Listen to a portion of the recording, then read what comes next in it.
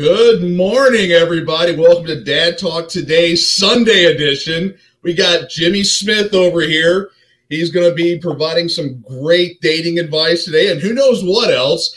Before we get started, though, be sure to pull out your phones and hit that smash the like button, the share, the follows. You can support us on Patreon, Venmo, Cash App, Dad Talk Today. But be sure to pull your phone out, like and share. Give Jimmy here some love. Jimmy, how are you doing this morning? Good morning. I don't know. I must have done okay last week because you guys invited me back. I guess you want more pain or something. I don't know. Nah, man, this is awesome. I love having you on. Don't tell Eric. But no, I love having you on.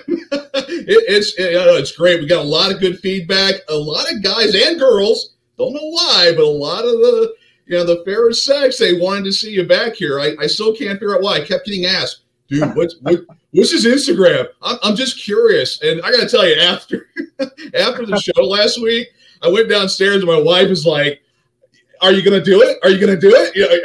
And just want to know all about you. So, and I got a hold of you last night, and I was out with some friends of some females out at a bar, and I told them what was going on, and they were just captivated. They just could not wait. But anyway, it was a great thing. No, would love having you here. It's going to be great. We're going to be looking at doing this as a ongoing series and everything, and just really, because really, I mean, we've talked about, Dad Talk Today. We talk about a lot of stuff, good, bad, but this is Dad Talk. This is all those different things, and you bring a really cool element to the show with having, a cool background. I mean, hearing about your life and everything, and then of course you do a lot of stuff to help people out. I mean, you're here to help, dads and parents, moms, everybody to get healthier and do that. And that's kind of some of the things that you do. We're going to be talking today about dating advice and tips and stuff like that. So I don't know if you want to give kind of a quick bio or kind of jump into it. It's all, the floor is yours. So, for about a decade now, I've been helping a lot of men mostly, but I've been doing relationship counseling as well on the side. My specialty is in health and wellness because I work as a clinic director in a clinic. I oversee a clinic that oversees that specializes in obesity medicine. My focus is really helping people get into better health. But it's not just your physical body that really needs to be hauled over. It's also your mind. And I have a passion for helping men because the world that we live in today doesn't really support a lot of men's health. It kind of suppresses it. There's a lot of guys out there that are struggling. Feminism has changed the game for the nuclear family. It's changed the game for the online dating market. And a lot of guys are really struggling trying to gain traction there. Mm-hmm. So what I basically have done is I just been kind of locking arms with these guys, giving them tips and advice on how to navigate this crazy dating market that we live in right now. So today, what I figured I'd do is, for the guys who are, finding themselves single for the first time in a while, or struggling with the online dating market, or just complexed on why women act the way that they do, let me kind of share some advice with you guys today on what you can do to navigate through this cesspool and try to get as many opportunities as you can to find someone who's going to be, an asset to your life. Yeah, the compatibility piece of it. And I'm a married guy, third time at the bat. I'll just get it out there in full disclosure. It took me a couple tries to get it right. Three times, yes, 3 times. Yeah. Do I say I'm sorry or congratulations? Which one? Congratulations. My wife, my third wife, again, it took me a couple tries. She is a rock star. I mean, we're very compatible. I'm a nerd.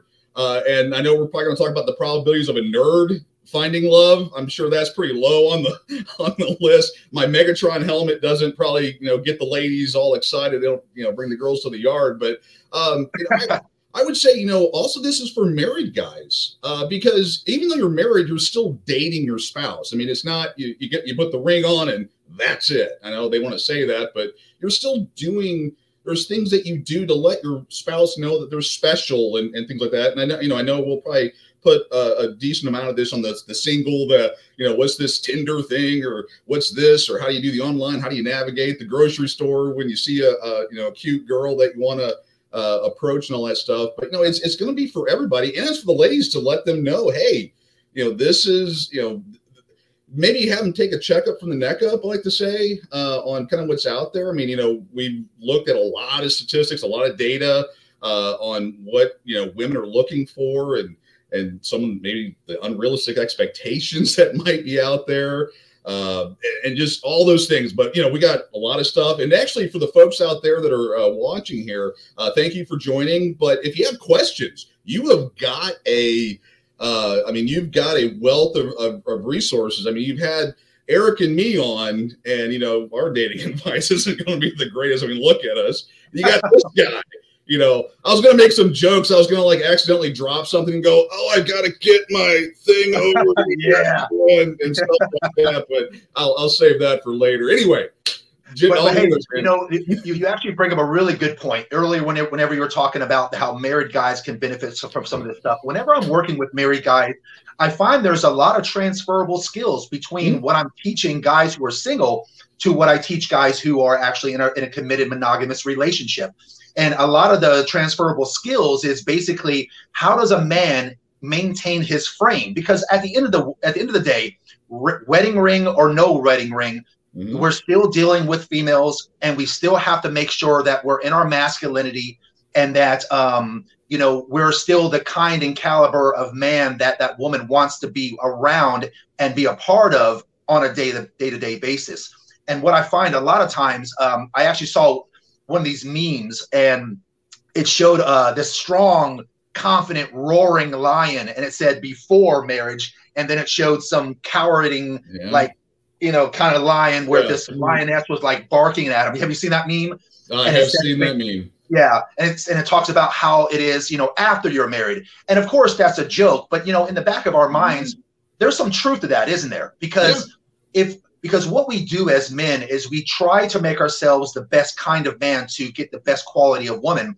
Right. And then what men do is whenever we get into the relationship, sometimes we take our foot off the gas a little bit and change our behaviors for good intentions.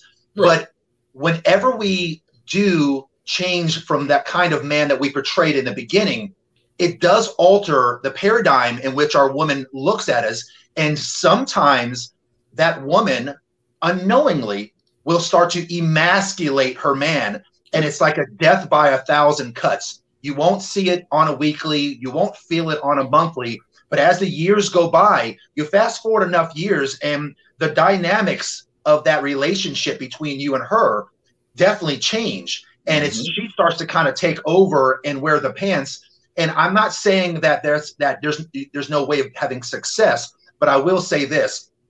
Women, if they feel a certain way about a man, she will start to dip into a little bit of disrespect, a little bit of unappreciation, and men really hold true to wanting respect and appreciation. So today, the married men, please pay attention to some of these tips, because you can still maintain your masculine frame, and by using some of these tips to make sure that you still maintain the control of the relationship, and you're leading and being the kind of man that she wants to follow. Right. Oh, yeah. Actually, in last week's show, and definitely everybody go out and watch that one. Not now. Wait till we're off air. But you had talked about when you went on a date with a young lady, you went to the restaurant, and there was, I think, a prom or whatever, and you were talking with the kid there and showing her that you're nice, being nice to the wait staff and all that. And, things that you did to let her know that, one, she was special, two, you were a nice guy, and three, to create there was an event afterwards where you create just a little bit of the right level of jealousy, because jealousy, it gets a bad rap, but the right kind, where she went to the restroom and you struck up a uneventful conversation with another lady. Did we talk about that on air or off air? I think it was off air, wasn't it? Oh, yeah. I think we talked, because I don't think we talked about that on air. So a lot of people probably don't recognize that story, because I think we talked about it off air. But that's a great point, though. I mean, that's a good example of some of the things that I teach men. I actually applied in my own date in this situation, and it really makes sure that I can stay in that frame that I want to be in, and have women chasing and not me chasing them. Yeah. Sorry if sometimes I get confused on what's on air and off air, and I try to go, this is something I can't talk about, but my bad if I give away any tips or secrets. But, well, and I mean, the bigger picture here is that, you felt that your date was important, and you're like, this is, you know, this is who you are. You're not putting on a front that you're going to be nice to everybody. You're going to do this, but, you know, you're trying to, you know, create that relationship and make her feel important and go through, you know, going through the date and letting her know, you know, different things so you can have you know, a good relationship and kind of set the stage up for, you know, how, and these are things that, you know, guys and girls, but guys need to, these are tips they need to have. They need to know, because usually nowadays, I joke about this, my wife's going to laugh, but, you know, I show up to dates now, well, we're married, but in sweatpants and t-shirts. You know, you say that you make it a point to dress appropriately, dress nice, show that, and that, you know, it's a confidence builder. And, you know, there's all these different things that you do. And I'm trying getting out of order in the way you're wanting to go. But just, there's a lot of things that you're supposed to do. Do you want to jump into like dating profiles? I mean, I got some funny stories on dating profiles, but, you know, to show you the ones not to have and actually a successful one. But do you want to jump like right into dating profiles and successes or discussion there? Yeah. So let's talk about it. I mean, let's go ahead and get right into it. So, you know, in today's online market, there's no surprise that we're meeting people online more than we ever have before. Mm-hmm. 20 years ago, I was hitting on women at the club. I was hitting on women at the grocery store, things like that. In today's world, it just doesn't happen that way as much. Although I think that men still should try to pursue women outside of online dating. The reality is that 98% of all people are doing online dating, and it's kind of becoming a thing of the past to do things face to face anymore. So if that's the case, and we can debate whether or not we should do that another time, but let's go ahead and talk about online dating. Online dating. You know, it doesn't surprise men to know that they are in a disadvantage when it comes to online dating, okay? Yep. Because men are very visual. We pick women with our eyes first, not the only thing that we pick off of, but that's the first thing we pick off of. Women tend to pick men off of their ears first, what the man says. Mm-hmm. And that's why when you look at it and you really think about it, when men and women lie, men lie with our words because we know that women like to hear things, and women lie with their looks because they know we like to see things. And what I mean by looks, fake hair, fake eyelashes, fake eyeballs, fake lips, fake boobs, fake butt, fake nails. I mean, the list goes on, right? So, and you know, again, no heat, no judgment, not saying that it's good or bad or indifferent. I'm just saying that's where we're at. So the disadvantage that men have is that men are not chosen by their looks initially. It is, of course, something that women want. Women, of course, want good-looking men. But where men would put looks at the top 3, women might put looks in the top 10. So the challenge with that is that you're going to have to change the way that you do your profiles, because when people are clicking, women in general, they don't get a chance to hear your words. They don't get a chance to necessarily understand who you are. So a lot of it has to do with what kind of pictures you put. So, you know, setting up a good profile is extremely important to the success rate of whether or not you're going to get swiped on or not. Right. You know, whenever you're setting up a profile, you have to make sure that you're picking pictures that tell a story. Okay. Women want to envision themselves in your life. So you have to present an exciting, fun life that they want to be a part of. Bathroom selfies are not fun, and women don't want to hang out with you in a bathroom. You've got to tell a story. Put pictures of yourselves doing certain events, things that you find fun.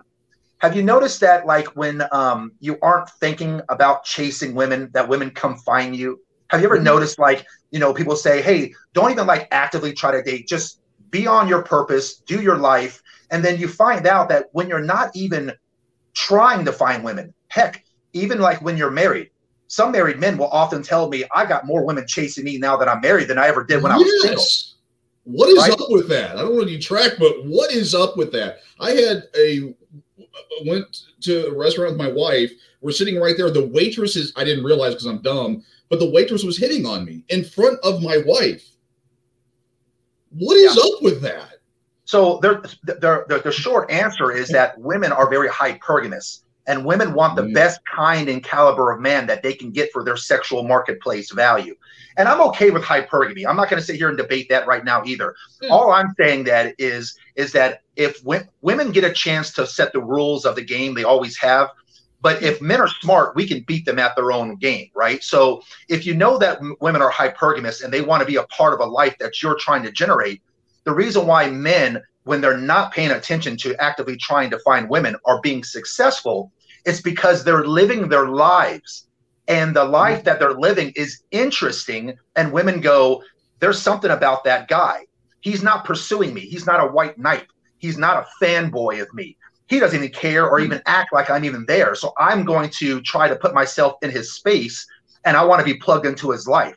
You know, you're out with your wife. You guys are having a good time. She might be single. She might be recently just broke up with someone, and she wants to be at the table with you, having a dinner with a good, handsome man and feeling that connection. And so without her even knowing it, she's subconsciously hitting on you because she wants to be plugged into what you got going on. Same thing whenever guys are single and they're out there and they're on a bowling league, or they're playing golf, or they're doing networking events. Yeah, you know, things like that. You know, women are looking at that and they're saying, you know, I can see myself going out to NASCAR events with this guy, sitting in the front row with him. He looks like he's having a blast. I want to be a part of that. So, you know, the part of the reason is that when you're building your life and you're doing things, women see that and they want to be a part of what you got going on. So whenever you put a profile together, don't sound like a homebody and don't portray yourself as a man that submerges himself in his woman. You don't want to over simp, okay? You don't want to tell her that she's the world and tell her that you want to be with her every day. They will appreciate that because everyone likes validation, but trust me, she's not going to respect you long term if you act that way. Right. You might think that's what they want to hear, and some women will even tell you that is what they want, but it's not. Okay, women want fun and excitement. They're not a man that lives for them, despite what they say. So let's go on to profile pictures. Now that we know that, let's talk about profile pictures. What you want to do when you create a profile is you want to have 5 to 6 pictures max, with the main profile picture being the solo picture in a natural state. Maybe with you like slightly looking off camera with a smirk on your face. Your first photo is there you go. 45-degree angle to hide the double chin, right? Gotta do that. You know, up here. Right, exactly. You know, so that first look is your first impression. You know, that's the flagship of it. And also use what I would call a pattern disrupt. Okay. Most pictures on profiles are very similar. So think about whenever you're on the profile and you're swiping, right? You're swiping. After you get like 5, 6, 10 swipes, they all start to kind of blend together. I mean, you guys are not, listen, we all know guys are not reading profiles. They're looking at pictures. So keep in mind that the women are doing the same thing for you. If you've got an kind of profile picture, you're going to be swiped left on. A pattern disrupt is something like a profile picture in front of a bright colored wall or background. This pattern disrupt will, you know, catch the attention of the viewer and get them to take a few more moments than she originally would have. Right. So let me give you an example. If she runs into 10 pictures of guys standing in front of their car or bathroom selfies, and then they find your picture and you're leaning back on a yellow wall and the background is completely, exactly. Or how about that background? Like look how colorful and great that background is, Dwayne. If you had a profile picture with a background that gave a pattern disrupt like what you're in front of right now, it would give her the extra 2 seconds that you need in order for her to actually stop and go, all right, what's this about? So use a pattern disrupt. Make sure that your profile picture background and forward picture is not the exact same as everybody else's, okay? Also make sure your pictures tell a story. Okay. The rest of the pictures on your profile should paint a story about your life, and make sure you paint it in a way that she could see herself be a part of it. Don't have more than 1 pictures of you with your friends. I would recommend a picture with you and your friends because it makes it seem like you're social, you're not an introvert, things like that. But more than one picture with your friends leads women to believe that you're a party guy, and that's going to turn off a lot of women. Don't cover your face with like a mask or glasses, okay? No upward or downward sharp angles with, you know, your pictures. Set up a tripod and take pictures close to your height level, and never do 3 photos or less.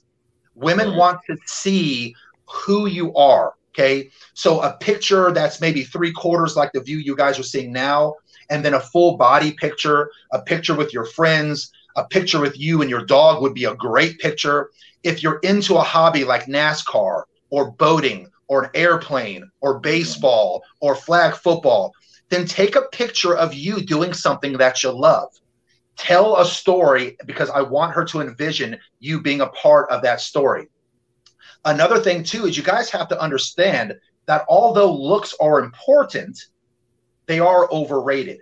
So if you're not the best looking guy in the world, do not fret. It's not a big deal. You don't have to be, you know, Rico Suave. You don't have to be an extremely good looking man, but you want to put your best foot forward. Women like to have fun and they like to enjoy their time. So make sure that your pictures portray that, no matter how good or ugly you might be. Okay. You still have a chance on this open dating market. Women care more about how they would feel hanging out with you than how hot you are. So bring your fun vibe to your pictures.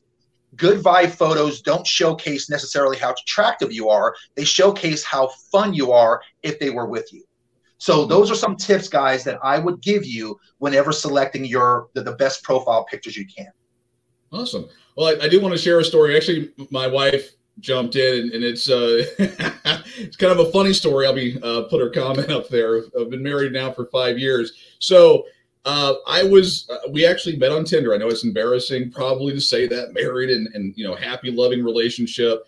But when we met, the thing that got her to pick me is I did a picture in black and white, because everybody else's pictures were apparently in color and all this other stuff. And I got her in black. I got her in black and white. I did a black and white picture, and apparently that was different or whatever. And she's like, "Who is this guy?" And then the rest is history. And now our joke is, she's like, "God, that black and white picture, if I would have just swiped left, that I would have finally been done with you." But yeah, that was the thing. So that was my hook. I did the black and white, you know, 45-degree angle and all that. So that was my thing. But yeah, having those pictures, having a number of them, having your friends. Now, what do you think about, again, you know, most of us guys, do have children and stuff like that. What I think I know the answer, but what do you think about having your kids on, and this would be, I guess, for male and female, having your kids on your Tinder or whatever, I don't know what's out there, but Plenty of Fish, whatever profiles. Right. So I would say it's especially for women. I'll give women this advice. I would not take pictures of my kids, because men, generally speaking, do not want to raise the legacy of another man's child. So if you go on there and you're talking about how your kids are your world in the first 3 lines of your profile, and 3 out of 6 of your profile pictures are you with your kids, I promise you, ladies, I promise you, it's not a promoter of your profile. It's a detractor. And I know your kids mean the world to you, and they should. Right. Your kids are extremely important to you, but you have to understand, they're just kids to us. We don't have that emotional connection. They're just like any other people to us. And what it sends is a message that you are so busy with your kids that you're never going to have time for me. And it's going to be really hard for a man to take you seriously when he knows that at the best he's going to get is seeing you twice a month on, you know, every other weekend. You're more likely to be put into a rotation of women than be a exclusive woman. So if you want a man that's going to be monogamous with you, yes, of course, come out and tell him that you have children. Let him know that from the rip. But I don't necessarily think that having photos with your children is going to be a promoter. And I say that from personal experience. I oftentimes will not select a woman with children unless her profile sends a message that attracts me. So, you know, play it the same way that men play it. If men have to tell a story to get you guys to envision themselves in his life, you tell the same story for men. And as far as men goes, you know, again, I would err on the side of maybe not having pictures with your kids. It's not in all cases a detractor at all. I would disclose that you do have kids because men are a little more accepting, because a lot of women out in the dating market, when they're over 30 years old, do have children. But women, if you read their profiles, and guys will tell you, they just come out and write and tell you, I don't date guys with kids. I mean, right on their profile. So it is what it is. Guys, don't try to hide it. Just come out and say that you have kids. I don't necessarily think that you have to actually put the pictures of your kids, but certainly disclose that you do, because I don't want you guys wasting time on women trying to change their minds. Just move on to someone who is more interested in you, that doesn't mind. Okay, that makes sense. No, it's good. Yeah, I definitely want to move on to bios and things like that. But I did have one question, and this might put you in an awkward situation, but would you have the Dad Talk Today cup tumbler on your profile picture, which is, by the way, it's available on sale now, along with other goods and items on the Dad Talk Today website. But I don't know, would this be this probably tells a woman that you're sensible, that you know good value, because you can put beverages in this and it'll stay cold all day. But it's I would probably personally put it in my profile. Yeah, so I always recommend 3 to 5 Dad Talk Today cups in your profile picture. Right. You know, it shows sophistication, and look how handsome Eric is. I mean, come on. I was going to say, I mean, maybe if you did that, maybe it'll create that, you know, whatever it is, that draw that Eric has, that magnetism. Yes. That maybe, I don't know. No more than 5 though, guys, because I noticed that when I put like 8 of Eric's cups in my profile, I kept getting asked if he was single, and I didn't really like it. I was a little embarrassed, so I backed it down to like 5 total cups. You know, they blow my number. Hey, you got Eric's number? I get ladies.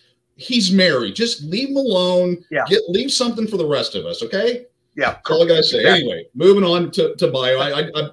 I got a little triggered there. I hate Eric stealing all the women from us. It's so tiresome. But bios, let's kind of jump into bios here.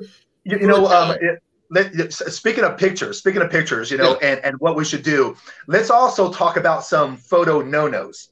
Oh, like bios are absolutely important, and we're going to jump into that. But before we move on to bios, I mentioned the things that guys should do to be promoters of their profile pictures, but let's talk about some of the things that I hear from women that are very frequent, that they just roll their eyes. And guys, if you have dating profiles right now and this hits home, get on your phone after the show is done and take them damn pictures off, okay? After you like and subscribe to Dad Talk Today, get on your Tinder or whatever it is profile and change these things. Sorry, had to get that's correct. Yeah, get on your phone, hit the subscribe button to Dad Talks Today, and then log on to Tinder and take these damn photos off. So here's some of the most common no pictures that women always are telling me, Jimmy, why do men do this? And I have to always sit there, guys, behind the scenes and support why you guys do this, and you guys are giving me a bad look. So please stop doing this. Number 1, no photos with you and other women. Guys, please, What are you doing? Yes. Okay, don't do it. I don't care if she's your sister. Women don't know who your sister is. Right. The first thing they're going to think is that that's an ex-girlfriend. And if you remember, guys, women are trying to envision themselves in your life. If you have a picture with a woman and she thinks right off the rip that could be an ex-girlfriend, that's not picturing herself in your life. No photos with other women, okay? Unless it's a group setting. The second thing, no gym pics. Stop with the freaking gym pics, okay? You're not impressing women. Yes, women like men with good physiques. Yes, you've worked in the gym for 5 years. You're a certified bona fide stud. I get it. Awesome. But don't take pictures in the gym. Why? Because you have the same picture as the last 8 out of 10 guys that she swiped on. Yeah. Third, no fancy car pictures. Stop with the car picture. I get it. You love your car. You put a lot of money and time into it, but it's not a good look. Why? Because there's a ton of men with fancy car pictures. You're looking a little desperate. What you're basically saying in this picture is, hey, look how much money I have. I'm trying to portray myself as high value. And if you're the kind of guy who has to talk about how much money he has, women are not dumb. They pretty much know that if you're bragging about your money, you probably don't have much money. Guys who are wealthy, they don't brag about their money. They show their work. They don't talk about it. Yep. Another thing too, and this is what I get all the time, and I can completely understand it, but please, guys, take this picture off your profile right now. No pictures with fish. Stop. Stop with the pictures with the fish, okay? You're like, yeah, I know. Got my fish. Look at this. Okay. You like the fish. You caught a really good fish. Yeah. Awesome. But please, no pictures with dead deer, no pictures with fish.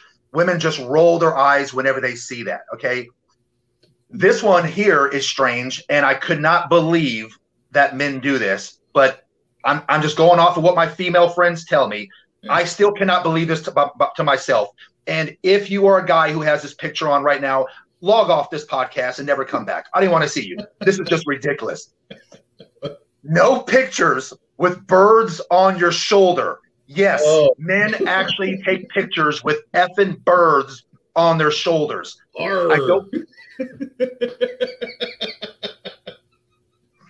Okay. Yeah. Another one that's a bad look, and guys do this often. Women will tell you. Ladies, tell me if I'm lying. Put it in the little chat right now if I'm lying. Yeah. Okay. How many pictures do you see of men holding their middle finger up? It's constant. What? Don't flip off the camera, guys. You're not a thug. You're not Pookie and Ray Ray. It's not impressive, and you don't come across masculine. You come across immature. Stop with the middle finger pictures. Also, no pictures of you holding stacks of money. That falls into the same line of you and your fancy cars. If you're holding stacks of money, trust me, this woman knows that you probably took that picture in April after TurboTax gave you your refund, and you went down to Wells Fargo and got them all cashed out in 20s, and you're holding a big old stack full of your 20s because your income tax came in. Please stop. No pictures of money. And the last thing I'd give you advice on is no pictures of you drinking beer. It's just a bad look. Guys, if you remember when women look, oh, there you go. Yeah, Liz says, or no guns and drugs. Why would you hold a gun or hold drugs? If women, that's a great point, Liz. If women are envisioning themselves in your life and you're holding pictures of you with birds on your shoulder, drugs in your hand, money or guns, is that really the life that you think most women are going to go, you know what? You know what I really need? I need a guy who does drugs and sells drugs. Yeah, that's what I need. Yeah. A guy who does drugs all day. That'll be a great relationship that I can brag about in the future. So guys, those are some good profile no-nos as far as pictures go. Please try to avoid those at all costs. No, but you want to be authentic and honest. I mean, not that I'm going to, well, I don't know. I mean, hopefully I'm never single again, but my background, I'm a nerd. I love Transformers. This would probably not be a good pick unless, I guess where I'm kind of getting to is honesty. I mean, at the end of the day, I'm a total nerd. I don't like going out too much. I, end up doing that, but for the most part, Comic-Cons and that type of stuff, that's my jam. If I were to create one and just let my wife know I'm not going to create one, she's like rolling her eyes going, yeah, I know, you're never going to get another one. Where's that line? Because Eric, he loves to hunt, and that's a passion of his. And I get the whole sitting there with a 12 gauge or an AR or whatever, but where's that, I guess, line where you show, or is it you're doing more of a profile-y pick where it's a headshot and decent background? I mean, how much, I guess, where's that line? So, a great question. And I want you guys to understand, I'm not saying to men to lie to women about what you love, okay? So if you love fast cars and you have one or two of them, I'm not saying lie to them. What I'm saying is that we are judged off of a 1 second snapshot, and women will make, just like we do to them. I mean, let's be honest, guys. We don't even look at all their pictures. So if they got a profile picture that we don't like, we swipe left on them. Same thing that they're doing for you. Yeah. If you love to hunt, or Dwayne, let's go ahead and use you. I would use a picture like that in your profile. I would, because it's a rarity. There's not 7 out of 10 guys with pictures of what's back there. Voltron. What is that back there? I don't even know. And Transformers. Transformers. Yeah. Okay. Transformers and Voltron. I got both. Okay. Cool. So, hey, rock and roll. So, if you like Comic-Con and you're a little bit of a self-proclaimed nerd, then take a picture of that, because if 10 guys all put pictures of Voltrons and things like that, then I would give you the advice of doing something different, because I don't want you to blend in with the rest of the people. Right. Okay. But you're going to be 1 out of 50 that they might run by that does that. And there are women out there who are a little bit more introverted, who kind of like that nerdy little feel. And I would also recommend you taking a picture of, if you are in Comic-Con with I've never been to one, but aren't there like famous people that go there and sign autographs? Oh yeah. Right? Oh yeah. Yeah. And then and what about like dressing up? What is that called when they dress up? Cosplay? Cosplay. Oh yeah, love the cosplay. I do all that stuff. That's actually what was my finishing move with my wife, is I'd send her pictures of me hanging out with all the guys at Comic-Con, oddly enough. So hey. So imagine you taking a picture with what's his name, Captain Picard from Star Trek Next Generation, right? If she knows who Captain Picard is, you're guaranteed to get a reply message from her saying, how awesome, did you meet? That's great. You met Captain Picard. I'm a big fan. So yes, absolutely. If you're going to take a picture of you dressed up for Comic-Con, I would recommend not one of those serious stoic faces. Like have fun with it. Right. Show how much fun you're having, because even if she's never been to Comic-Con, she loves to have fun, and she's going to enjoy the fact that you're so happy with it, and she'll want to plug herself into it. I'm not a huge Comic-Con a person, but I would absolutely go with you guys if you guys went and have a great time doing it. So absolutely. Okay. So basically what you're saying is my wife had no chance. Once Correct. All this got put on the scene for her, she was done for. She putty in my hands. Okay. Pretty much. I mean, just go ahead and throw a ring on her, stick a fork in her, she's done. Done. All right. She had no choice. I'm cool with that. No, that's good. So for the rest of the folks out there, she first time we met, probably more personal. I have a picture with Stan Lee, who's the godfather of all comics. I mean, I waited in line for 3 hours to get his picture and stuff. And the first time my wife, well, then girlfriend, came over to my house and saw it, she's like, "Is that your grandfather?" I almost broke up with her. I was like, "You don't know who Stan Lee is? He is, the man, the Marvel man." Correct. A lot of funny stories. And she wasn't a nerd, but I nerded her out over the years. She's if they don't know who Stan Lee is, she's out. That's a red flag. I'm just going to throw it out there. Yeah. Is Brandy your wife? Is that who your wife is? Yeah, I'm sorry. Yeah. This lovely lady right there holding my belly, hiding it from everybody.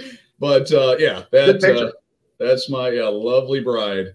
Awesome. She I've been through a lot together, and again, I hooked her in with that black and white photo that we still fight about to this day, and then over time, showed her a picture of me at Comic-Cons, oddly enough, and then that just romance blossomed. So let's go back to your point, because some of the tactics that you use unknowingly really help turn into a long-term relationship that led to marriage. Yeah. So guys, what I want you to do, guys, is, so let's use Dwayne's analogy, right? He's at Comic-Con, he has a picture with Stan Lee, or he's in cosplay and he's taking a really fun picture of him having a great time. Mm-hmm. This is what I want you guys to do. Use that as what I call a clickbait photo, okay? Mm-hmm. A clickbait photo is a photo that makes it easy for her to comment on. Examples are, let's say that you have a photo in a background and there's a couple people looking at the person taking your picture, and in your bio it says, "I just want someone to look at me that way, the way that some people look at me in that last photo." So that would be an example of a clickbait photo. Or a picture with an animal and say something like, I don't know, like, "Let's come as a package deal," or like you with an animal and it goes, "We come as a package deal," like me and my dog. It'll elicit a comment from her, and I plan on talking about, in my profile, I have a picture. I went on Amazon, bought like a $20 chef hat. I got a chef hat and an apron, and I took a picture of myself cooking dinner in a kitchen. and you can tell I'm having a good time. I'm laughing. In one hand, I've got a plate of like chicken, and the other hand, I've got a whole bowl full of like asparagus. And it's just a photo that you can tell I'm having a good time. And what I do is I'll say, you know, if we connect, our first date might look like this. And then I said, see last photo. And what it did was it made her scroll through my pictures to find the last photo. And it's a picture of me in a kitchen cooking food. And now it elicited a clickbait response. And then I constantly get women saying, hey, what's your favorite dish to make? Hey, are you a real chef? Hey, I find a man who cooks attractive. Guys, use clickbait photos and say something like, take a picture of you and your dog and say, my last picture is proof that we come as a package deal. It'll make her scroll through your pictures, see that last picture, and then you'll have a better chance of getting her to respond to you, and gives her something to talk about. Make it easy for her. Amongst the 30 matches that she has, make it easy for her to come out and say, oh my God, I'm also a fan of Comic-Con. Actually, I'm glad you brought up like the picture you're using as you in a chef hat, acting goofy, having fun and everything. And again, to make it kind of personal, I mean, when you look at your profiles over Jimmy Smith 3000 on Instagram, and I think you're getting some other stuff going. You have some other little more revealing photos of in you and your life and everything. And I would just say, kind of pointing it towards the guys and girls out there, it sounds like that's not your main photo. You do this is the kind of the part that I play, and I've got the physique, yeah, whatever, but this is who I really am, having fun, chef hat, doing stuff like that. So, right. For the guys like me, as I'm single again, I'm like a 3 or 4 on a good day if the light hits me right. You're definitely up into that 8, 9, 10 area. Definitely what and I think we'll talk about later. What women are looking for. A guy like me is like, man, if I had your physique and I had, your past history and success, that's what I would put up me at the gym. I mean, right. You were talking about don't do this. It sounds like that's not what you do. You put, I'm in the chef hat, I'm the dork, I'm the having the fun guy. A very good point. So, I've been in fitness for 24 years. And back in the day, I used to do things like fitness modeling. I've done calendar shots and things like that. I've done a lot of great photos that I think that if most men had been able to do, they would absolutely use that as their photo picture on their profile. Right. But guys, don't do that. Here's why. Okay, men always think that women act the way we want. Act the way we do. For instance, men are very visual, right? So we like naked women or women that are exposing themselves, all that stuff. We want to see skin. And what we make a mistake of is that because we want to see it, we automatically assume that they want to see it. And that's why men, I think, take shirtless selfies in the bathroom, because we're trying to give them what we really want to see. But women don't act that way. They're not as visual as we are. They connect more on their emotions, how they feel about the kind and caliber of man you are or the lifestyle you live. So even though I do have some pictures that are modeling pictures on my Instagram. My Instagram's Jimmy Smith 300. 300. Sorry. Yeah, 300. I don't use those pictures on my profile because I don't want to be like every other guy out there. I also don't want to portray myself as the kind of guy that walks around eating birdseed and works out all day. I actually love going out to eat, enjoying life. It's just that Monday through Friday, I try to stay fit. On the weekends, I do whatever I want. But if I was to post a picture of me fit with abs, then it would portray a lifestyle that this guy can never take his foot off the gas. He never can have fun. He probably has women throwing himself all over him. I don't want to portray those things to my woman. I'm looking for one woman. I want a monogamous LTR, long-term relationship. And those kinds of pictures don't elude getting a woman to want to be a part of your lifestyle if she thinks that you're just another guy who's a player. And the truth is that I'm not a guy who runs around with multiple women. I just have done some really cool things in my life. So whenever her and I are connecting, if she wants to know more about me, I'll say, hey, look me up on my IG. And then once I have her number or whatever, and she looks at my IG, then we'll have conversations about me doing a photo shoot for Men's Health back in 2000, whatever.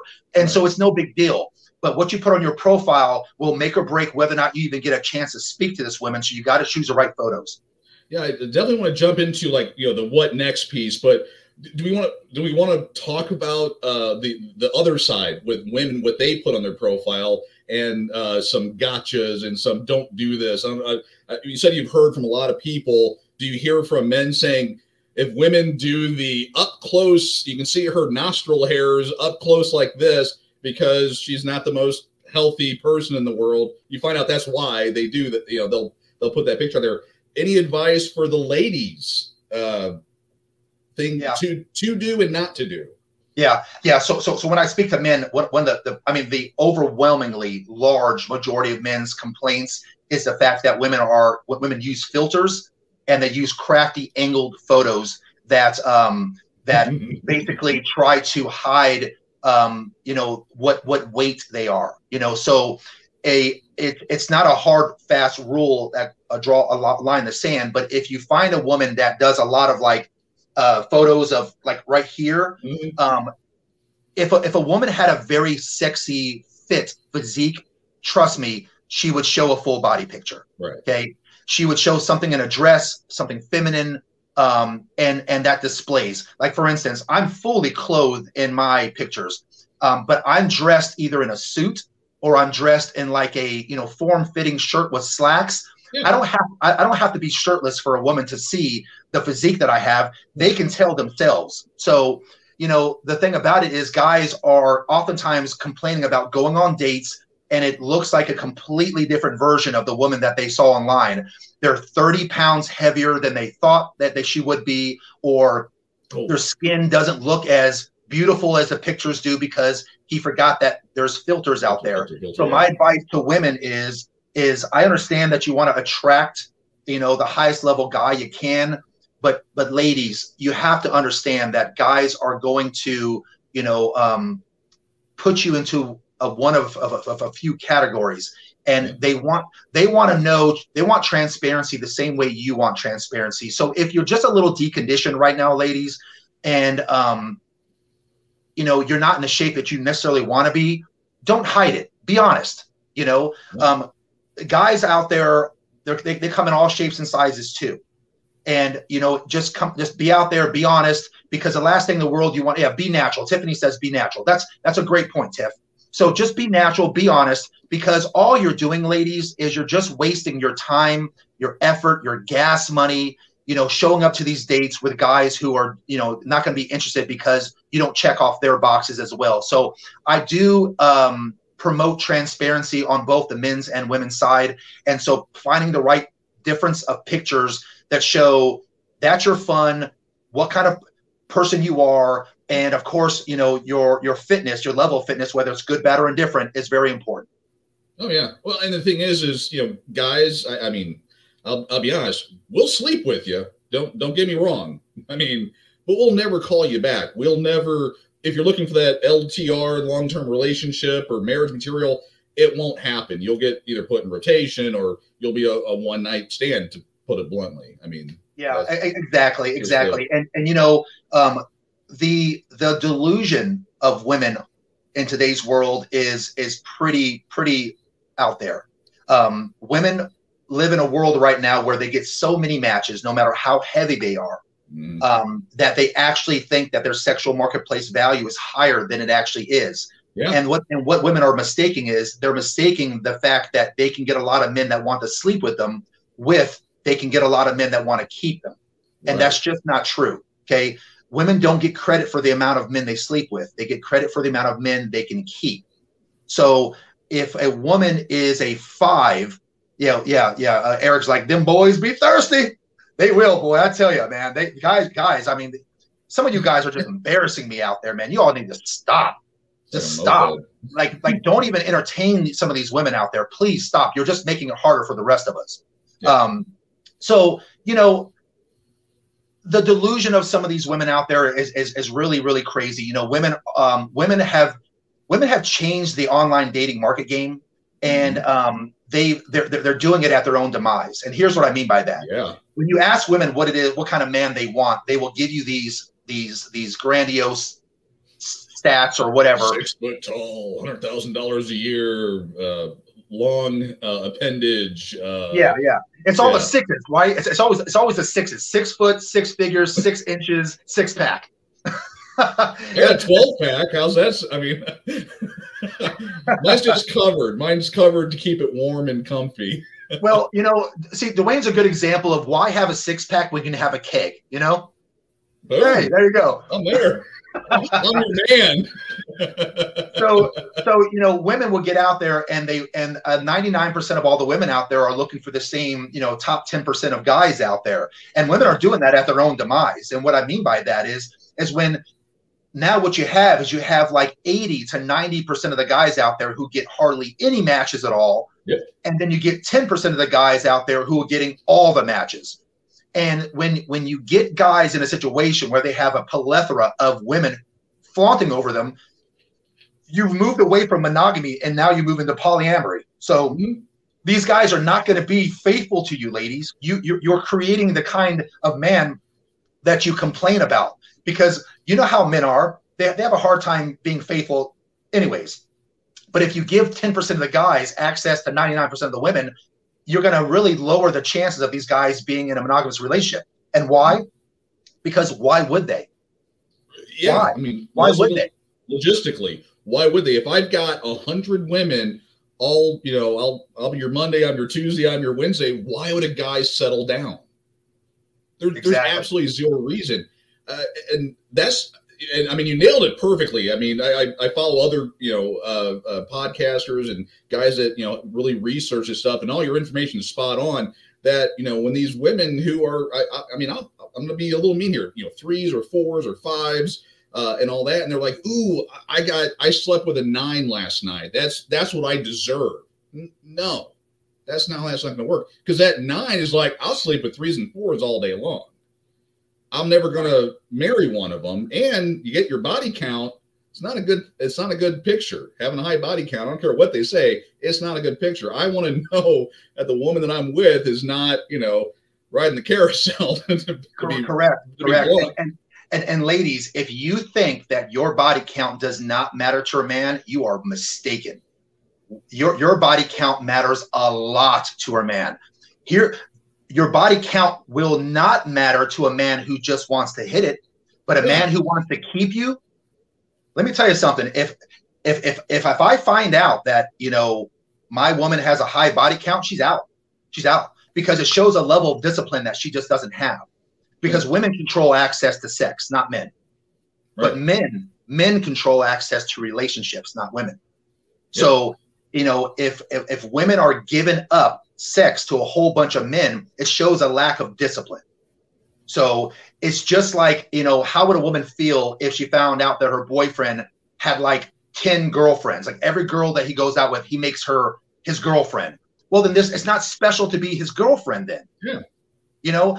Women are like, I can count on one hand how many girlfriends I've had in my entire life, because my women know that it is a rare, special thing to be my girlfriend.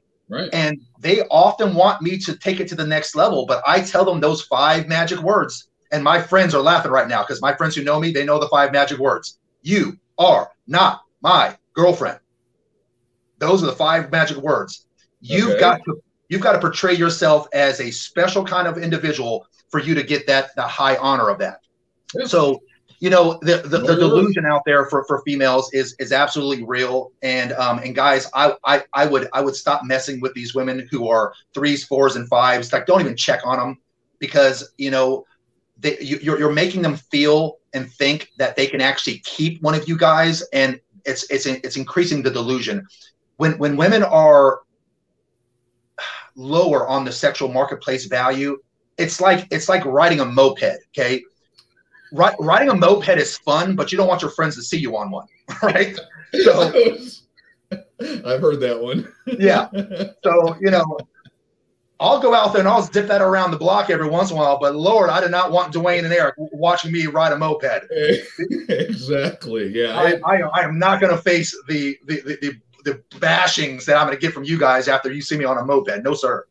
Exactly. So, I mean, this whole, I think it's actually worse now. It's like 95% or women are looking for the top 5% of men that they'll swipe right on. But it's because they've been sleeping. They'll sleep with a 9 or 10, but they're thinking they deserve that. I mean, what?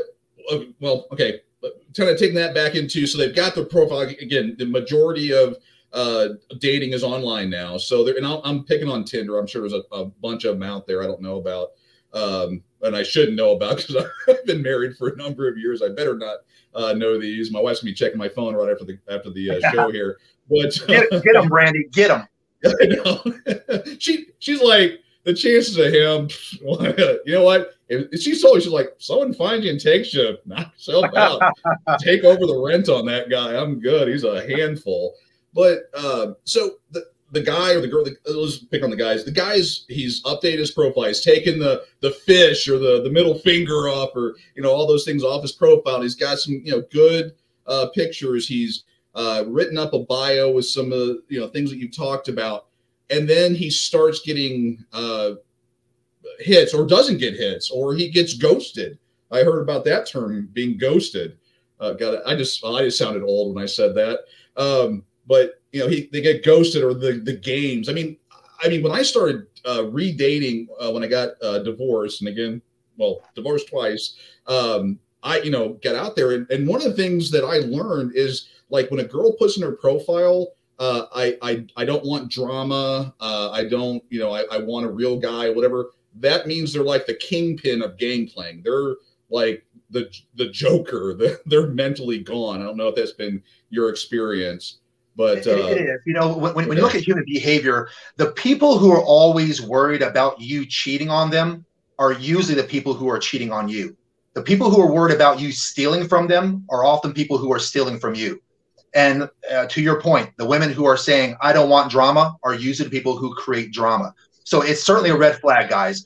Pay attention to women's bios, because their bios will tell you a lot about them. But also, guys, I want you to understand this. Even though most of us, guys, I'm referring to, don't do a whole lot of reading bios, I certainly would start reading bios. Because once you get, if you're looking for something more than just a fling, and you're looking for a good woman, if you just let people talk, they'll tell you everything you need to know about them. And what I want you guys to understand too, when you create your profile, is you have to pay attention to your bio. Just because you don't read hers does not mean she don't read yours. Women are far more selective with their mate than men are. They are looking at your pictures, they're reading your bios, and they're trying to get a feel. Yeah, they're trying to feel who you are through your words. So if you have these short 1 to 4 word answers on your bio, you're just going to get the cut, guys. You have to make sure that your bio means something. So make a woman feel something for you. Don't write a novel, but most importantly, showcase who you are and not who you think the woman would want to find online. Like when Dwayne was saying, hey, look, I'm a self-proclaimed nerd. I like this. I like that. Yes, say that. Don't like Dwayne would not do well for himself portraying himself to be some sort of like Magic Mike stud or whatever, right? Because women are just going to say, this guy is a liar. And women are always going to be a little skeptical of men anyhow, because of how often and frequent men do not tell the truth. So be transparent and honest. Whenever you do your bio, anyone can write, I really like spending time with family and my job is important to me. Okay, anyone can write that. But, say things that are really like, like, let me give you an example of what you could say. Instead of saying things like, I like to read the Sunday paper, write something like, nothing makes me happier than reading the Sunday paper in my underwear drinking coffee. Say something like that instead. Make it fun. And when you hear, I really enjoy reading the Sunday paper, what did you hear when I said that? You sitting down at a table reading a paper. Not fun. Yeah. But then when I say something corny like, nothing makes me happier than reading the Sunday paper in my underwear drinking coffee, now you have a whole crazy visual. Maybe not the visual she wants to hear, but you get my point though, Also, don't over-explain, don't over-explain things that you've got going on in your life. Kind of make it to the point, but don't write her house arrest. I can't leave the state due to some pending charges. That kind of stuff you might want to. Yeah. Okay. Humor is often really good too, guys. Use humor anywhere you can. Seduction is all about invoking emotions, and one of the easiest ways of doing. Looks like we make her laugh. That's a great way. Like I'll give you an example. Okay, on my bio, and don't you steal this, guys. Don't you steal what I'm about to say. I swear to God, if I find. All right. So on my bio, it says my perfect date would be, and I wrote, if you don't show up as a 300-pound black guy, we share a bottle of wine and we have good connection. So I'm making her laugh, like, can you please not show up as a huge freaking dude, and then we share a bottle of wine and have a great connection. So I always try to make make it a little humorous, and also end with that CTA, that call to action that we were talking about before. A piece of content intended to induce the person that's reading it. Advertising agencies do this all the time with phrases like "click here for 50% off" or "email me for more info." Advertising agencies use that as a tactic constantly. So I want you guys to do it as well. Say things like, "Hey, let's go ahead and set the record straight. Does pineapple belong on pizza? Message me with your answer, or message me and let me know if you'd rather have a cheesy pickup line or a dad joke." I used one before that said, if you can guess my nationality, I'll buy you tacos. And then I would get women that would email me and go, "Oh, you're Italian, or you're this, or you're that." And what's the worst that can happen? She finds out that I'm actually Greek, and I go, "Yeah, I'm Greek. Okay, I owe you tacos. How's Tuesday night sound?" And so create that call to action with your guys' bio. So whatever that funny picture you have is, if it's with your dog or if it's, with you being goofy, make that the last profile picture in your bio. Say something that does a call to action and reference the last picture on your profile. It'll make her look through all your pictures and then elicit a response. Yeah, my wife is going, "That no good son." Me and Jimmy did not know each other, but I got to tell you, humor, wins out. So just quick, kind of funny aside. So like you do that question and the girl's really hot and she says, "Oh, you're Italian." You go, "It's me, Mario." You do that at all? Yeah. If she's hot enough, I'll be Italian that day. Okay? Yeah, I'm Italian. Hey, what about it? What's the matter with you? Do all that fun stuff. So, okay. Yeah. So you got the bio, you got everything kind of written out. And again, everyone, the folks out there, if you have questions, shoot those in.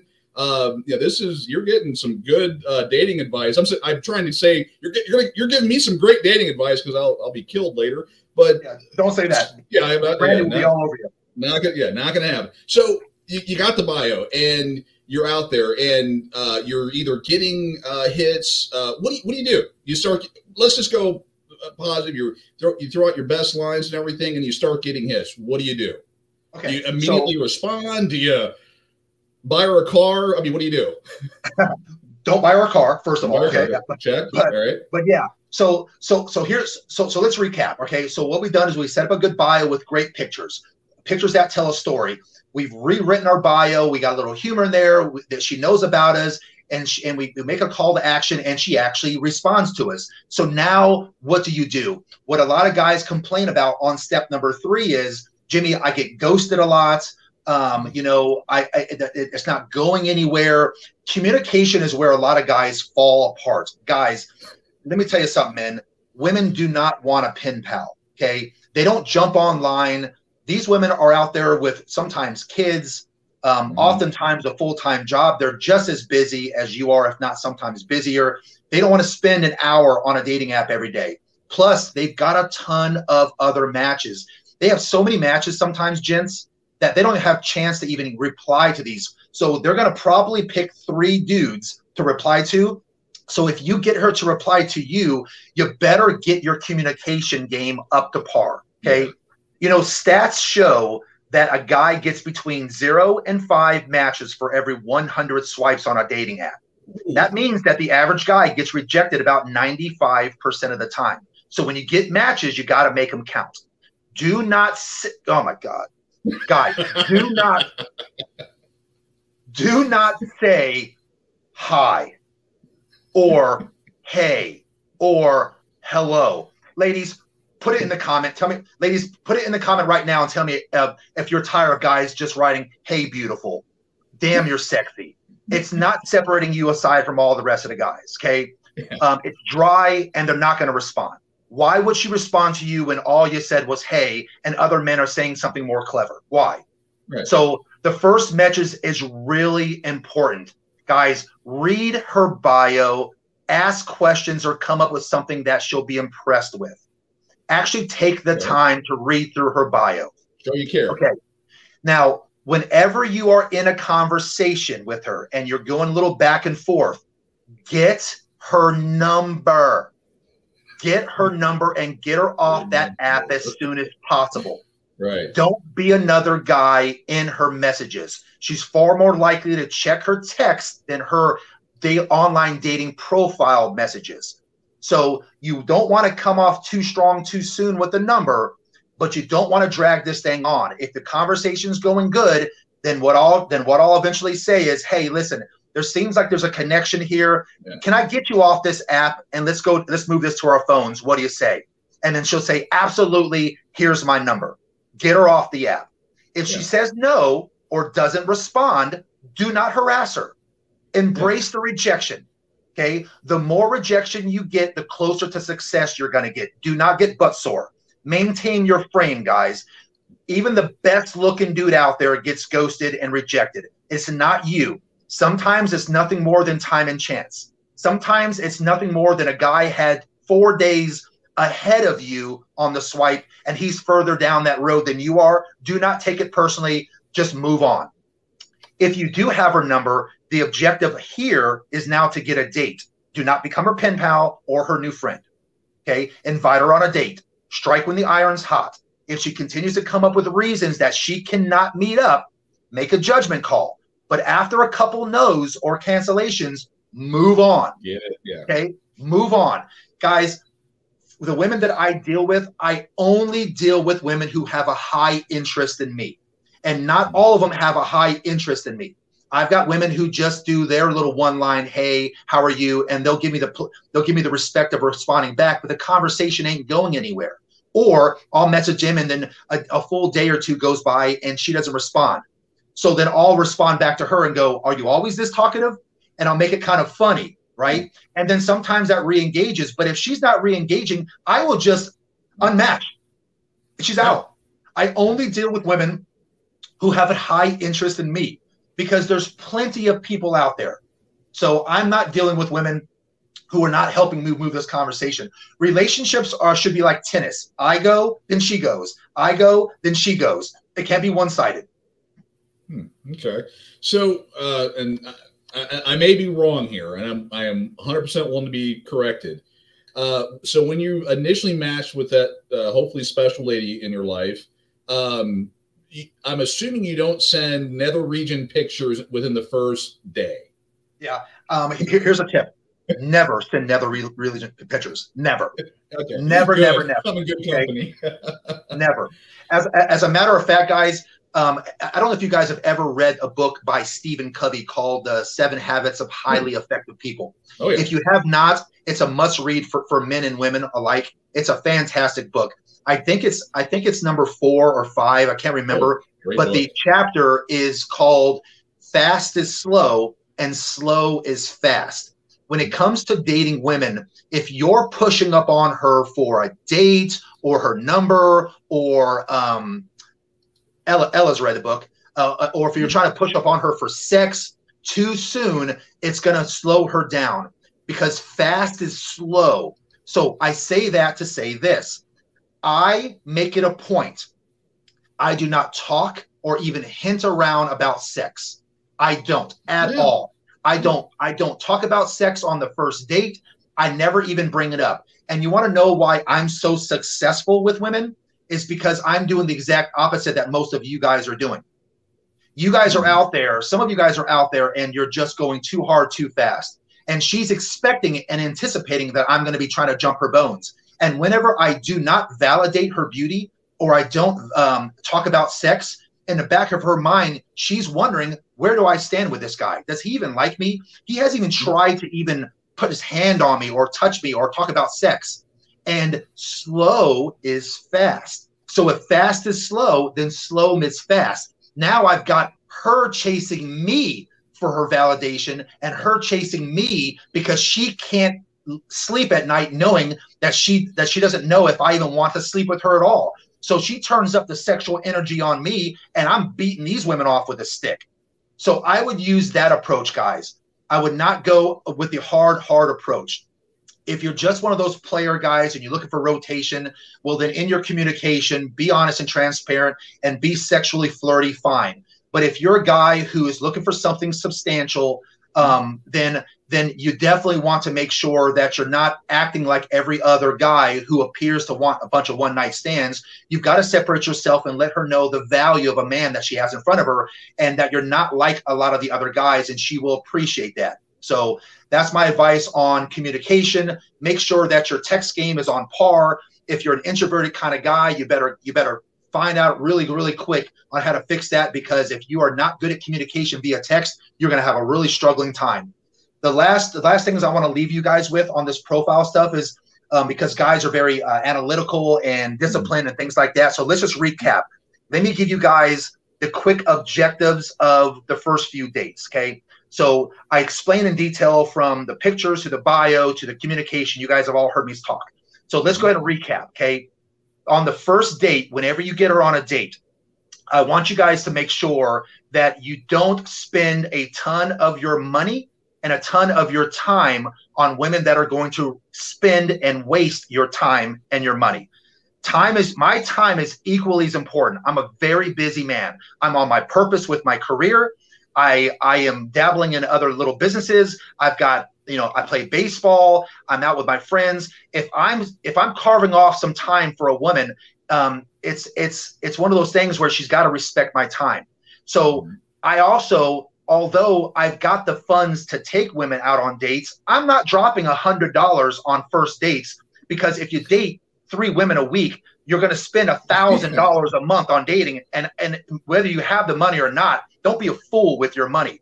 Spend your money on your wife and your family, not a bunch of women that you'll never see on a second date. If you guys are anything like me, I'll know within the first 15 minutes whether I got something there or not. Yeah. So if that's true, then being a guy who spends money on elaborate dates is not even needed. I recommend a coffee date for the first date, or drinks. So what I'll say to her is I'll say, listen, let's meet out for drinks. It's not because I'm cheap. I've got the cash. I'll buy that restaurant I'll go to. It's not about that. It's about my time, and my money is valuable to me. Okay. So I'm gonna meet up with her for a drink. I'm gonna spend $20 on drinks, something like that. And I'm gonna sit down in an environment where her and I can talk, and I can get to know her and she can get to know me. Yeah. If there's a second date or a third date, then I'll take her out to dinner. Because I will invest money in a relationship. I absolutely will, and you guys should as well. But don't do that on the first date. Really try to make sure that your first dates are somewhere where it's quiet enough for you guys to talk. Don't take her to the movies. Don't take her to a concert. You cannot have conversations in those environments. Make sure it's a conversation where you guys are, it's less about the coffee, it's less about the drink, and it's more about the chemistry and the connection. Because women are very much about chemistry and connection. And then when you guys go there, be fun, be upbeat. Do not complain about your job. Don't complain about your friends. Have a great time. Or your ex. Yeah, your ex-spouse or whatever. Yeah, don't do that. So actually, here's a question. Again, we're now in the 2023 now. Who pays? You got he pays, her pays, and Dutch, or 5-finger discount or DoorDash or whatever it's called nowadays. What do you think on that first, second, third? Yeah, great question. Whoever asked that question is a great one. Always err on the side of the man pays. Always err on the side of man pays. See that men have a hard time with this, and it's for understandable reasons. And the reason why men have a hard time with this is because women's expectations are that we still remain traditional men and we move in a traditional way. But the problem that men have is that women are not traditional women. Women are not virgins when they come and they date us. Okay, they're not feminine like they used to be back in the day. They're not submissive the way they used to be back in the day. A lot of women will self-proclaim they don't even know how to cook or take care of a man. most women in today's world have been raised to be independent, don't need no man, get your education, boss be, you know? So men are still expected to be traditional, but we don't get traditional values from women. And so there's a hypocrisy there. So some guys, especially some red pill guys, they'll take the stance of like, you know, we go Dutch. Okay, cool. Look, I get it. I understand your argument, but the reality is, guys, is that if you use that approach, you're probably going to turn off more women than you probably will, you know, attract. And and women do like to be courted, you know. So I still say the man pays. Instead of worrying too much about who pays, be more selective with the women that you go out with. And also remember this, guys, if you use my tips and advice, you're not going to be spending a whole lot of money on the first date anyways. Right. So buy a drink, go have a Bud Light or something at the bar. She grabs herself a martini. You're out the door for $20-$30 at most. It's not going to kill the bank. You know, don't spend $150 on dinner with a woman that you know within the first 15 minutes that you're not even going to see again. So if you guys just, you know, use the approach of, okay, cool, I'll pay, but I'm going to wait for the higher costing dates to be date 3 instead of date 1, you'll feel a lot more better about it. Yeah, that makes sense. All right. So yeah, recap, we kind of talked about, you know, the profile pictures, some do's and don'ts. We talked about, you know, getting, especially for guys, getting your conversation, learning how to text and getting off the app as soon as reasonably possible. You know, it makes sense. Some gotchas there on both sides, you know. Actually, I'm thinking red flags. You're on that first date with you hope to be that special someone, and you sit down. What's a red flag that says I need to have an exit strategy? I need to have my buddy ready to text me that the house is on fire. Or what are some red flags that you would tell everyone about? So, you know, let me give you an example of a date that I went on. Okay, I sit down with this woman, good looking woman. Okay, and we're talking a conversation. The conversation is going really well, and she's talking about we're talking about men and we're talking about women and we're making jokes about the dates that we might have been on, things like that. And she starts talking about how there's no good men out there anymore and blah blah blah blah blah. Okay, so that was a small little red flag right there. Okay. And then I had asked her, you know, what kind of man are you looking for? You know, why are these guys not meeting your expectations? And she gives me her answer. And so just like in typical, you know, modern day woman fashion, when she starts explaining the kind and caliber of man that she wants, this man is a very rare type of man.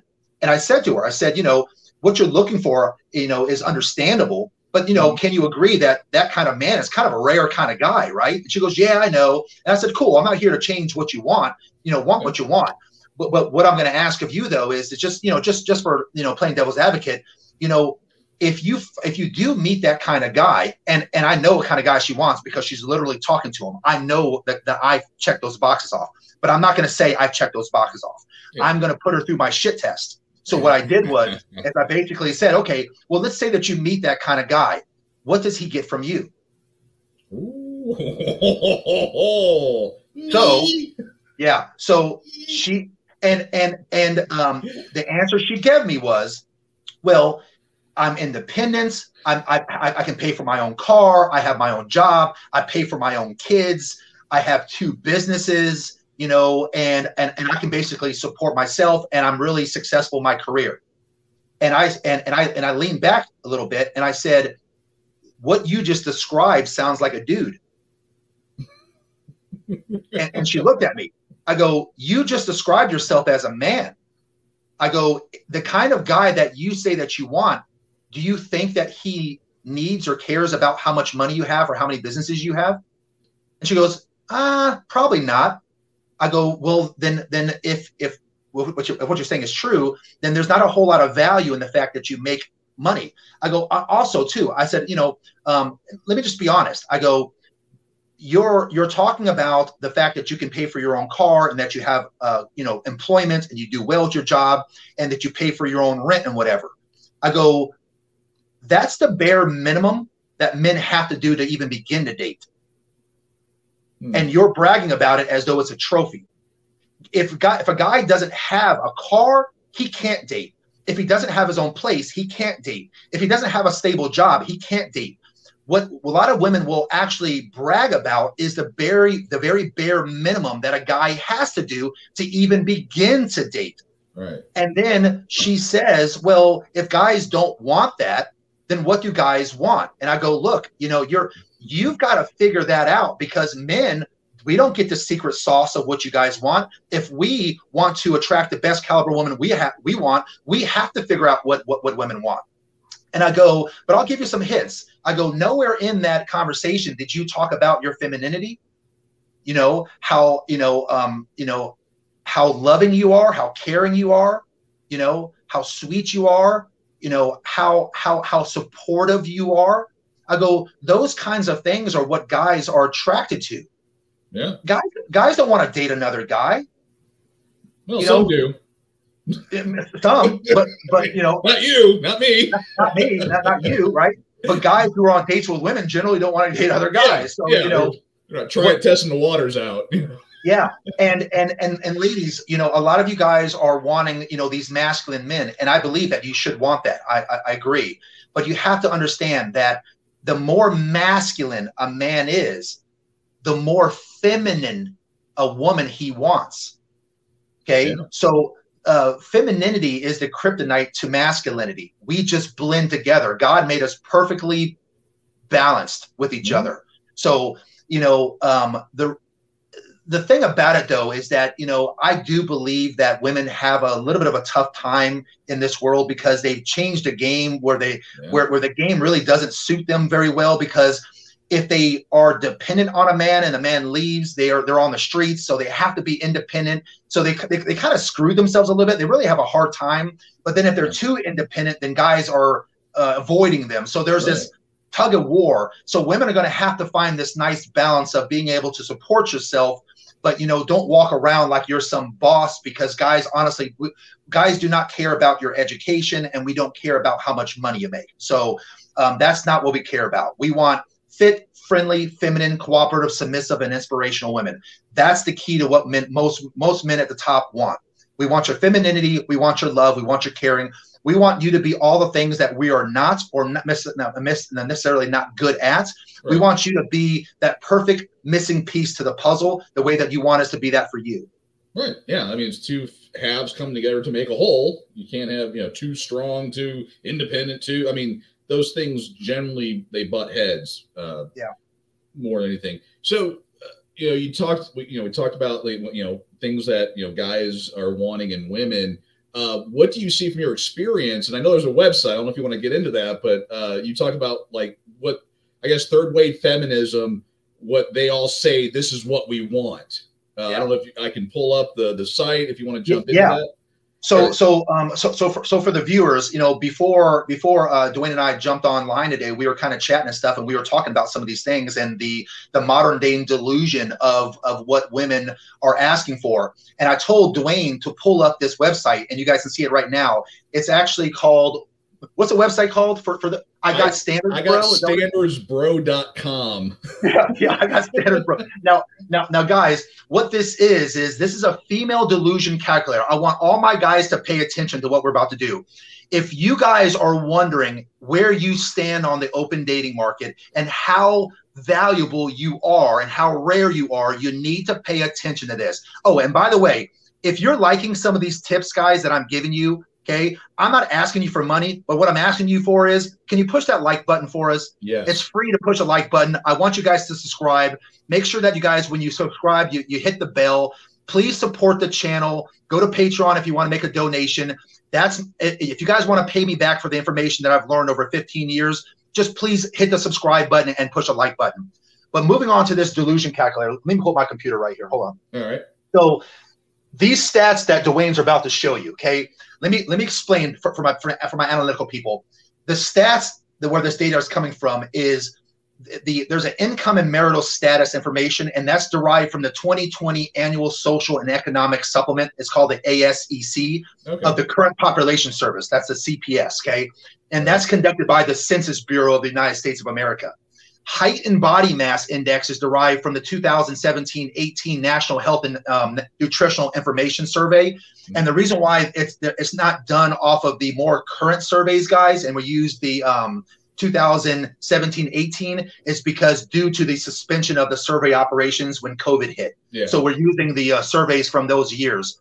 When we talk about marriage, basically when the button, Dwayne's going to show you a button he's going to push called exclude married. And basically what that means here in a little bit, whenever you guys see that, is that just means that when we exclude married, that's married with a spouse present and married with a spouse absent. So if a man is married, that excludes him completely, whether or not his wife is there.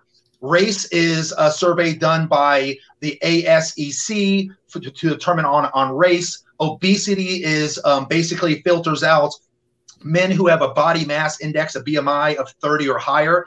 And the 25 to 30 is overweight. 30 to 40 is obese. So if you look and it says exclude obesity, if a woman does not want a man who falls into the obesity range, that means men who have a BMI of 30 or higher. So with that being said, if Dwayne, if you can scroll to the top just a little bit, okay? All so right. Let's go ahead and put in some parameters for women. Let's say that a woman is looking for a man to marry, okay? And let's say that she is 30 years old. She wants to settle down and get married. And let's say that she's looking for a man, and the lowest age that she'll go for is 25. And the highest age that she'll go for is, let's say, 50 years old. So she's 30, but she's willing to go pick a man who from 25 to 50 years old. So I got a chance. All right. Whew, yes. Yeah. Hey, you know what, Dwayne? Let's go 55. She's 30, and let's go a full 25 years older than her. And most women probably not want to go that high, but let's go ahead and do it. So you've got a range of 25 to 55 years old, 30 years right here. Okay. Right. And then we are excluding men who are married, because you can't marry a man who's already married. So all married men are out. Yep. And then we're going to leave it on any race. Now, the stats show that 80% of the people out there would prefer to date people in their own race. But we're just going to say, hey, no matter if he's white or black or Asian or Hispanic, we're going to go ahead and include all races. Now let's go ahead and just do minimum height. And most women will say they only want a man that is at least 6 foot tall. Okay, so let's go ahead and just put let's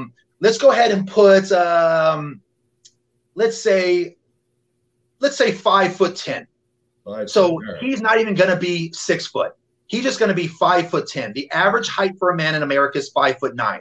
So he's got to be just above average. He's got to be 1 inch above average. Okay. Mm-hmm. And then we're going to exclude, what does that say? Does that say exclude obesity? Exclude obese. Yep. Okay. So, if we exclude men who are obese or morbidly obese or super morbidly obese, then we're going to exclude them. Income. Most women are going to probably say, I want a 6-figure guy. But just for illustration purposes, let's go ahead and say you found a guy who makes $80,000 a year. Okay. All right. So right here, here's what we got. Okay. We've got a guy who is between the ages of 25 and 50 years old. He can be any race. He cannot be married. He's at least 5'10", and he makes at least $80,000 a year. Okay. If this criteria is larger than what most women's criteria are, because most women will say fit and 6 foot and 6-pack, a 6-pack and 6 figures. That is not even this guy. This criteria right here is a lot of men who are listening to this podcast. So what we're going to do is, based on all the stats that I just showed you guys, let's see what percentage of men out there in America fit that category. Drum roll, please. This woman is looking for the top, scroll down, 1.4% of men. Woo! So if you're a man listening to this right now and you fit in that category or better, you are in the top 1.4% of men out there. And if you're a woman listening to this podcast and you say, hell, I won't even date a guy unless he's 6 foot tall or whatever, then you have to understand that you're looking for the top 1% at best kind of man. The delusion of women out there is just astronomical, okay? And you are a 4.5 on the delusion scale, and you're a cat enthusiast. That means you just need to go ahead and get a cat and die alone, because you are not your chances of finding a man, and it's just really, really rare. And women, understand, we still have not factored in character, charisma, humor, how he makes you feel, how big his Johnson is, how good he is in bed. whether or not he's a good kind of guy, whether or not he's bad, whether or not he has kids, or whether or not he doesn't have kids. We haven't factored in any of that. And you're still at the bottom the top 1.4%. Wow. 4 out of 5 cat enthusiasts. Man. Yeah. Hey, let's do it. Let's do it where we put in what most women want. Go back and put in like 6 foot, 6 figures. Like, right. Keep all that the same. Let's just go to 6 foot, and just to make the guys laugh. And let's go to 100 grand. And so he can't be obese. He's got to be 6 foot. He's got to make 100 grand. He can't be married. He can be any race and 30 years spread. And we're looking for the top. Let's see. Ooh. Oh my goodness. Ladies, you're looking for something more rare than a half of 1%. Wow. Before we factored in all of those things. But good news, you're still only a 4.5 on the delusional scale. So at least you're not 5 out of 5. Right. Wow. So go on down to the ASPCA, find yourself a nice cat, get a couple of them because they need good homes, and just be okay being single. Yeah, there should be a link for the ASPCA or something right after they click on this. Wow. So not married, 6 foot tall, not obese, and earned 6 figures. Correct. And this is based on HHS CDC. This is our all the government data from the Census Bureau. So there's no weird, like we're doing some weird stuff to fool the ladies. This is it. Wow. All of these stats can be easily verified by just looking at either the NHANES, which is the National Health and Nutrition Examination Survey. That's for obesity. You can find out, the marital status from basically the Census Bureau, race by the ASEC survey, obesity by basically the NHANES. That's the calculation on the BMI. These are all verified, government-funded, regular surveys that are done every single year. And this is not something that Dwayne and Jimmy came up with to make you guys look like fools. This is based on stats, data, and statistics. And then Roberts asked, what's the website? Because I'm sure every guy's going out there right now. Put that in your dating profile as a suggestion. I've got standardsbro.com. Right, paste that into the chat so we got that, because I'm sure a lot of guys are going to be going to that website right after. Yeah. Robert's already clicking on it right now, and Robert's already forwarded to 4 of his friends. Oh yeah. He's all like, dude, you got to check this website out. This is awesome. This is actually worse than what I thought. I mean, because the stuff I had been following, based on these numbers, they were saying they're probably just being very general and saying the top 5% of men in America isn't that 5, but when you look at this and then you bounce that against the actual Census Bureau data saying that it's 0.4%, and that's getting a 55-year-old guy. I mean, look at me at 50. Can you imagine, hooking up with me at 55? I know my wife is just probably like, ugh. But I mean, that's putting out there to 55. Basically, you're saying, I don't care how old he is. He's got to be, breathing, 6 foot tall, and make 6 figures. 0.4% chance. And also too, what women need to understand also is that a man does not hit his financial stride until the ages of 45 to 60 years old. So these women out there who are looking for guys in their 20s or 30s that are making 100 grand, those guys by and large do not exist. And this right here is statistical proof right there. Yeah. Oh, look at Robert. He's like, listen, all my wife's girlfriend's about to get this test soon. That should be a billboard, quite honestly, because the women are like they're not giving us ugly fat dork guys a shot because they're like, I want this, type of guy. And it's like Robert put in the notes there, for everyone wondering, it's IGotStandardsBro.com. Yep. But they're like, I demand this, this, and this, and this. And then you asked a great question. Okay, I got all this, or, well, it's great you're looking for those things. I'll say I'm obviously not that guy, but what do you bring to the table? Right. And then you get like What do I say? What do I do? I'm confused, you know. Yeah, and so I'll have these, you know, not on my dates necessarily, but I'll have these questions with women that I do counseling with, and they'll complain about not being able to find these guys. And so of course I ask them, you know, what kind of guy you want. They'll list a lot of these things, and then here's what I've noticed, Dwayne, is that when you ask a woman, what kind of man do you want, you could fit her answers into a book as thick as the book War and Peace, a huge old book. This is all the things I want. Then I'll turn right around and I'll ask her, well, that kind of guy that you want, what would he want from you?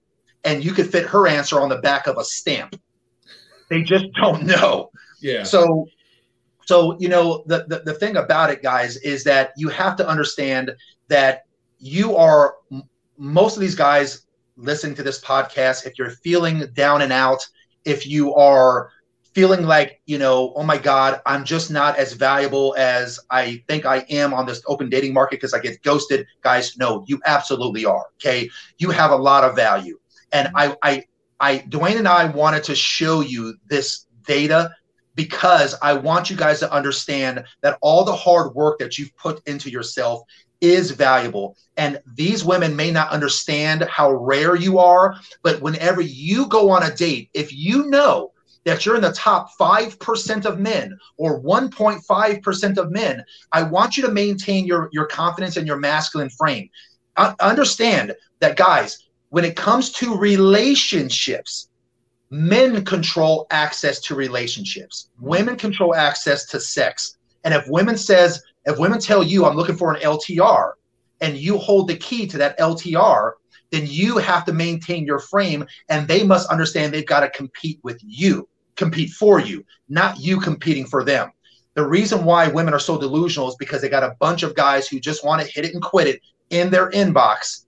And that's why that's given them the illusion that they have the pick of all men, but they only have the pick of men when it comes to them sleeping with them, not wedding them. So guys, that's why whenever, if you guys were ever speak with me one-on-one, or we ever do a counseling session or whatever, one of the first things I'm going to make sure that you understand is that you guys have to be on your purpose. You guys must be focused on what you do. Stop messing around with these women. Get yourself hobbies, get yourself a circle of influence, go out there and live your life. And I promise you, these women will come to you and want to plug themselves into your lifestyle. Yeah. And actually, Robert, this explains a few things. You said here that score when you included married men goes up 6 times. Maybe that's why these women look for married men. Yeah. Yeah. You know, I don't know if these women are using that as a natural tactic. Hey, you know, I have a 6-time better chance of getting a married guy. I don't know if they're actually using that, but I certainly know that women are looking at these guys and they're seeing that these guys are having successful relationships and they want what that guy has and they want to be her. So understand, guys, or I should say ladies, understand, just because you've got yourself a husband, you've got to make sure that you treat him right, because other women want your man. And if you got yourself a good man, you have to understand that other women will take that from you. They will try to take it from you. See, guys, I'm not saying guys don't mess with married women, but for the most part, guys stay clear from that stuff, because there's always a low-level threat of violence amongst men. I know that I cannot speak to Dwayne any old way, because Dwayne's not going to have that stuff. So there's always a level of respect that men have amongst each other, but women do not share that same respect. They will stone cold just up and take your man if you're not making sure that you watch out for that stuff. And guys, when Dwayne was talking earlier about, you know, that story where he was in the restaurant and that woman was, you know, kind of flirting with him, you know, what he was alluding to is that you want to make sure that in a productive, healthy way, of course, that your wife or your girl always knows that you have options. If she ever thinks that you do not have options, or if she ever thinks that no other woman want you, she's going to treat you differently. So you want to make sure that you maintain frame at all time, and that confidence and that masculine, frame that you have, because women that I deal with, I'm not out there shoving it in their faces that other women want me. That's not what I do. It's a bad look. Yeah. But the things that I say sometimes is that they do understand that if they step out of bounds and I cut them, I'm okay, because I don't have a scarcity mentality. I let go of the last girl I was with because I drew a line in the sand. I gave her choices. She chose a choice. And then a month and a half later, she crossed that line. And I said to her, look, I'm not going to tell you what to do, but we did talk about this. And, and I told you what would happen if you did it again, right? She goes, yeah, great. Don't call me. Don't text me. Now you can have what you want now, because you're not part of my life anymore. And we were done. I drew that line in the sand. If I did not have women on the back burner, or I was unconfident in my ability to attract and acquire women, then I would have a scarcity mindset and not an abundance mindset. But I want you guys to walk around with a mindset of, look, I'm going to be with one woman, but if she ever takes me off center, if she ever steps out of bounds, I'm perfectly fine being alone, and I'll have her replaced in no time. And you don't necessarily say these things to your woman, but she has to feel it. She has to know that other women want you, because then she'll make sure that she doesn't take things too far, disrespect you, or not appreciate the things you do for her. Yeah, no, that's the thing. I mean, I look at each of the marriages I've been in, and I tried to, in the first one, I tried to, give her space and, treat her. I always treat spouses as equals, because we are equal, but, letting her take more of the reins. And that was the beginning of the end.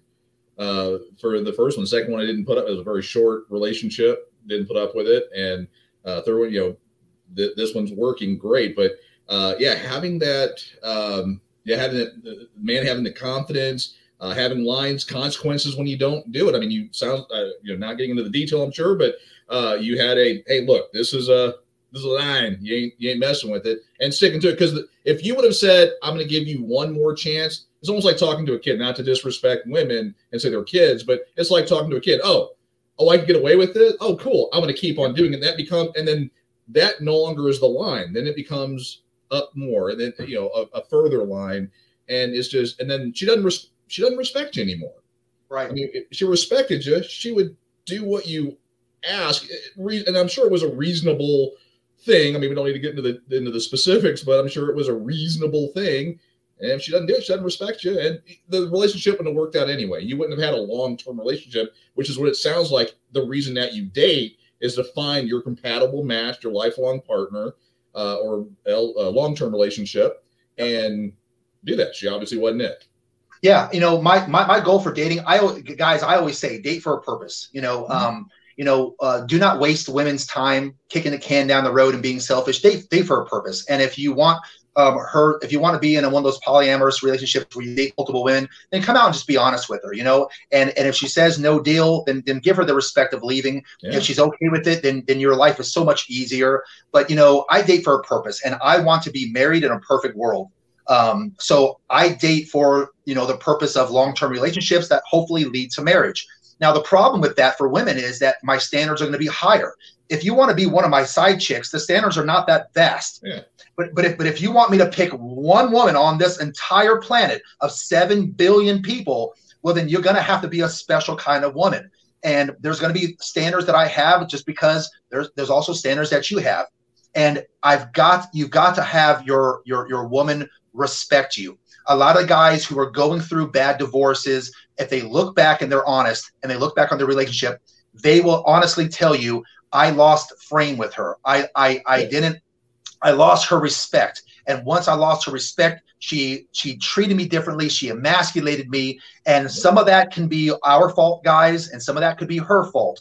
But those are some of the things that, when we share stories on Dad Talk Today, you'll hear a lot of commonalities. And what we're hoping for, guys, is that the tips that Dwayne and I give you, the tips that Eric gives you, you're learning some of the things that we have to go through that are just absolute BS. But for your next relationship, we're hoping that you don't rekindle or revisit some of these same mistakes. So you have to have a abundance mindset when it comes to women. And the best way to do that is, I bring that delusional calculator for you guys to see your value. And you have to understand that, that you guys are more rare than you actually think you are. Just because you don't get a lot of matches does not mean that you're not a good stand-up, good caliber guy. It just means that you're in an arena that's oversaturated with a bunch of douche nozzles that are trying to hit up girls. So you're gonna have to, fight the battle. But once you get a girl and she has high interest in you, you've got to make sure that you're presenting a very confident, masculine frame, and that she's picking the kind of guy that she's comfortable enough letting or allowing him to lead. Women are not going to just give up their security and safety to every guy that's out there. So please do not expect her to be this submissive, feminine woman just because you walked into the room. You've got to show your value, you've got to show your work. And that's going to take weeks or probably months of you maintaining frame and doing the right things before she'll finally be comfortable enough to allow you to take control of the steering wheel that she's been holding on to. So the best way to do that, guys, is to be on your purpose, take care of your mind, your body, have that confidence, and make sure that you're drawing lines in the sand that are reasonable boundaries, and that you make sure that she always has respect for you. Yeah.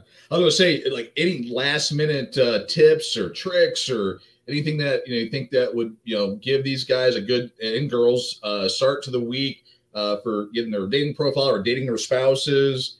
It's not like you nailed it earlier, but it's like, let's give it one more shot here. Any other final tips for the guys and gals out there? Yeah, sure. So the tips I would give for you guys is go back and listen to this podcast again. Okay, don't forget to push a like button on us for us. But go back and listen to this podcast. I give you a whole bunch of great tips that I charge a lot of money for free today. So you guys make sure you guys are following that advice, and then also make sure that you treat this stuff like always know what the next objective is. Okay, and here's what I mean by that. Whenever you guys are on the dating site and you're matched with someone, whether it's a man or woman. Okay, the objective is not to necessarily get a date or get her in the bed that night. If you're looking for a relationship, the objective of talking to someone on a dating site is to get her off the site. That's the first objective. Once you have her off the site, the objective when you're texting her on your cell phone, the next objective is to get her on the phone. Get her on the phone, and that could be a video call as well. After that, the objective is to get her on a date. After that, the objective is to make a cut. So after the first date, if you just are like, she's all right, then I want you to be honest with her and say, hey, you're a great woman. I really enjoyed my time. I don't believe it's a match, but I really hope that you find success, and I hope you find the right guy. Start getting good at cutting these women, guys. Okay, cut them, because women need to be checked anyhow. I cut women all the time. Okay, you cut her before she cuts you. That's my advice for you. But if she does pass your test and you want to see her again, then the objective is to make sure that she's the kind of woman that you could invest in. And when I say invest, that's time and money, not just money. And then keep on progressing the relationship. After a few dates, then what I would do is, thank you, Trill, I appreciate you, bro. After a few dates, what I want you to do is I want you to introduce her to your friends and your family, especially your friends. I'd say after maybe 5 dates or so, and this is for guys who are looking for LTRs. Introduce her to your friends, because your friends know you better than anyone, and they will be able to pick up on red flags that we don't pick up on because we have these rose-colored glasses on. And if your friends go, Dwayne, listen, she's a sweetheart, man, but bro, she ain't for you, then you really need to if you've picked the right kind of friends, which I'm assuming you did, then really listen to your friends, because every time your friends tell you that he or she ain't right for you, it always ends in you guys breaking up, and then you always go, yeah, you're right, I should have cut that person a long time ago. Your friends are oftentimes more right than they are wrong, assuming that you have good friends. So make sure you have the objectives down. Those are my final tips. If you're on the app, the objective is to get them off the app. Once you're off the app, the objective is get them on the phone or video. From there, get on a first date. If you are still talking to a woman 2 weeks later, you're out, dude. You're out. Okay, guys like me are already going to be on the second date with this girl. You got no chance. You've got to use these as sales leads. And just know, if you guys ever been a sales job, when you get a sales lead, it's speed to lead. You got to call them first, get them on the phone, because oftentimes people buy from the first person that they spoke to. And you have to understand that there's other sales guys and other companies trying to sell them the same product. It's the same thing. There's other guys that are trying to get her on dates. First one to the date usually wins, assuming that you're the kind and caliber of man she would want. So it's speed to lead with these guys. Don't only mess with girls who have a high interest in you. Do not waste your time on girls who do not, and get them on the first date and see if they're the kind of woman that you would want.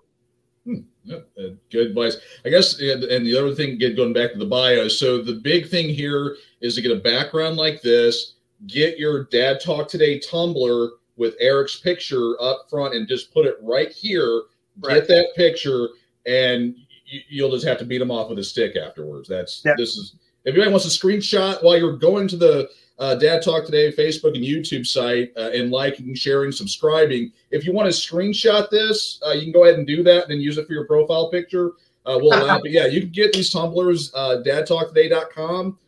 They have shirts that are out there that you can start and continue conversations out in the public square. It's a good thing. Be sure to check out Jimmy's stuff. Jimmy Smith 300. I was screwing up earlier. It's not 3,000. It's 300. My zeros are off. A lot of good information there. Be sure to like, share, subscribe, support the channel. Venmo, Cash App, Patreon at Dad Talk Today, no spaces. I think I got that right without screwing it up. Eric won't beat me up later for that one. And I'm trying to think. I think I covered it all. Any last things, Jimmy?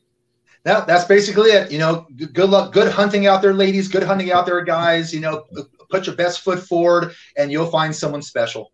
All right, awesome. Well, on that note, I hope everyone has a great Sunday. Enjoy the hunt. Take these tips from Jimmy. Take them to heart. Be sure to buy the tumbler. That's the key. Be sure to do that. But y'all have a wonderful rest of your weekend and week, and we will talk at y'all later. And I hope I'm going to be able to hit the button in time. Let's see if I can. Everything was going good till the very end. I forgot where the button was.